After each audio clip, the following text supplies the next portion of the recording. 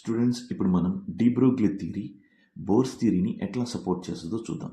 De Broglie ప్రకారం electron nucleus చుట్టూ revolve అయ్యేటప్పుడు 2 ఛాన్సెస్లో ఉంటుంది, 2 ఫామ్స్లో తిరుగుతుంది. అది ఏ ఫామ్స్ చూద్దాం. ఇవి ఒక 2 ఫామ్స్ నేను రాస్తున్నాను. ఈ ఫామ్స్లో తిరిగేటప్పుడు ఎలా ఉంటుందో ఇప్పుడు మనం అబ్జర్వ్ చేద్దాం. సో ఎలక్ట్రాన్ రివాల్వ్ అయ్యేటప్పుడు ఈ ఫామ్లో తిరిగితే ఇక్కడ స్టార్ట్ అయింది అనుకోండి, ఇక్కడ స్టార్ట్ అయ్యి ఇట్లా వేవ్ ఫామ్లో మూవ్ అవుతూ starting point ending point attach అయ్యే ప్రాసెస్ ఒకటి, ఇంకోటి starting point ending point attach అవ్వకుండా ఇంకొకటి. ఇది స్టార్టింగ్ ఎండింగ్ అటాచ్ అవ్వలేదు. సో స్టార్టింగ్ ఎండింగ్ అటాచ్ అయితేనేమో కన్స్ట్రక్టివ్ అంటారు,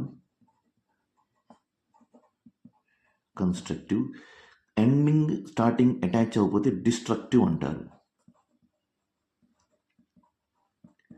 కన్స్ట్రక్టివ్కి ఇంకొక పేరు ఏంటంటే ఇన్ ఫేజ్, డిస్ట్రక్టివ్కి ఇంకొక పేరు out of phase. In phase అయితే మీనింగ్ ఏంటంటే 2πr ఈక్వల్ టు ఎన్ ల్యాండా అని అర్థం. ఈ వేవ్ యొక్క సర్కంఫరెన్స్ ఎన్ ల్యాండాకి ఈక్వల్ అని అర్థం.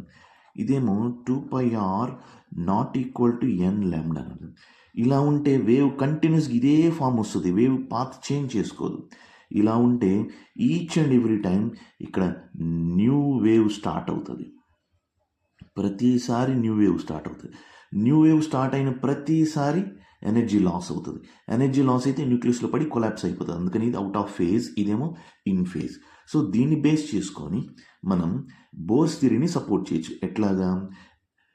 డి బ్రోగ్లీ థియరీ ప్రకారం lambda equal to h/mv. So ఈ ల్యాండా ప్లేస్లో ఈ వాల్యూ సబ్స్టిట్యూట్ చేద్దాం. 2πr equal to n into h/mv. Okay, MV ఇక్కడికి తీసుకొచ్చి 2π ఇక్కడ తీసుకురండి, ఆర్ ఇక్కడే ఉంచుదాం. MVR equal to nh/2π. So ఇది బోర్స్ థియరీలో యాంగులర్ మొమెంటమ్ ఆఫ్ ఎలక్ట్రాన్, దీన్ని సపోర్ట్ చేస్తుంది డి బ్రోగ్లీ థియరీ.